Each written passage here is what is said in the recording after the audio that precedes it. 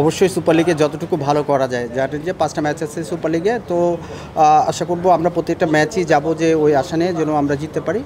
তো আমরা আমাদের সর্বোচ্চতা দিয়ে চেষ্টা করব এই ওয়েদার এই কন্ডিশনের মধ্যে যতটুকু এফোর্ট দেওয়া যায় আমরা ওইটাই চেষ্টা করছি। আপনি ওয়েদার বা কন্ডিশনের কথা বলছিলেন, এখন তো স্কুল কলেজ প্রায় সব বন্ধ করে দিচ্ছে, অনেক গরম।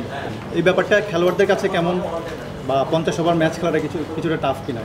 অবশ্যই ডিউরেশন খেলা বড় হইলে সারাক্ষণ আপনি আসলে সকাল 9টা থেকে যখন শুরু করবেন 4টা 4:30 5টা পর্যন্ত পুরোটা সময় আসলে আর এই গরমে এবং এই হিটের মধ্যে খেলতে হচ্ছে। এটা প্লেয়ারদের জন্য অনেক বেশি চ্যালেঞ্জিং। প্রত্যেক বছর আসলে এই স্লটেই খেলাটা হয়, এবছর গরমটা যেহেতু বেশি, তো কিছু রিয়েলিটি হচ্ছে এটা কিছু করার নাই, কেন খেলা তো আর আসলে স্কুল কলেজ যেমন সারা বছরের মধ্যে যদি আপনি 7 দিন এদিক ওদিক করেন এটা সম্ভব, কিন্তু আমাদের যে স্লট আছে এই স্লটের মধ্যে আসলে খেলা শেষ করতে হবে এবং প্লেয়াররা আসলে জানে যে আসলে গরমের মধ্যেই খেলতে হবে। তো তারা নিজেরা এটার জন্য যেটা ম্যাচের আগে প্রি ম্যাচ যে জিনিসগুলা রুটিনগুলো আছে, যে কিভাবে আমি আসলে আমার ফ্লুইডটা কিভাবে নিব বা নিউট্রিশনটা কিভাবে হওয়া উচিত, আমরা এইগুলো জায়গায় আসলে অ্যাওয়ার করার চেষ্টা করতেছি ছেলেদেরকে, যেন মাঠে মানে এইটা যতটুকু রিকভারি করতে পারে। বিকল্প কোনো চিন্তা করা যেত কিনা, আপনার কি মনে হয়? যে আপনি স্লটের কথা বলছিলেন, বিকল্প চিন্তা করাটা আসলে আমার কাছে মনে হয় যে ডিফিকাল্ট, কেন খেলার বা এটা ইন্টারন্যাশনাল যে আমাদের যে ক্যালেন্ডার আছে ওইটার সাথে আসলে তখন ক্রাশ করে যাবে। কিছু ছেলের আসলে এখানে লাল বলে খেলার দরকারও, কেন সামনে যেহেতু আমাদের ওয়ার্ল্ড কাপ আছে T20, যদিও এটা অন্য ফরম্যাট, কিন্তু এটা লাল বলের খেলা, আমার কাছে সাদা বলের খেলা। তো আমার কাছে মনে হয় যে সব দিকে এটা ডিফিকাল্ট, এটার মধ্যে আসলে আমাদেরকে খেলতে হবে। সোহেল ভাই, এই লিগে সুপার লিগের তো বিসিবির সিসিডিএম বলছিল যে ক্লাবের পক্ষ থেকেও সূচি পরিবর্তন বা একটু গ্যাপ দিয়ে করার একটা আবেদন ক্লাবগুলোর পক্ষ থেকে করা হয়েছে। আপনাদের সাইড থেকে আসলে সিসিডিএমের কাছে চাওয়াটা কি ছিল আবহাওয়ার বিবেচনায়?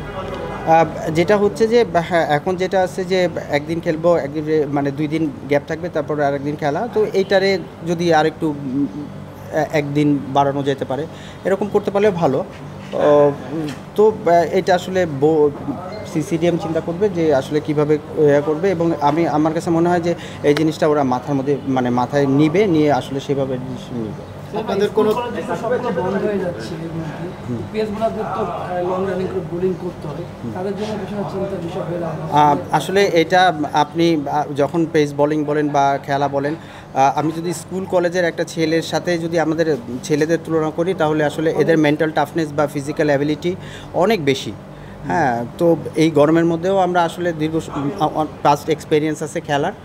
এটা হ্যাঁ বেশি গরম, কিন্তু এটা মানে এই না যে আসলে সমস্ত কিছু বন্ধ থেকে আমার কাছে মনে হয় না যে এটা ওয়াইজ কোনো ডিসিশন হবে।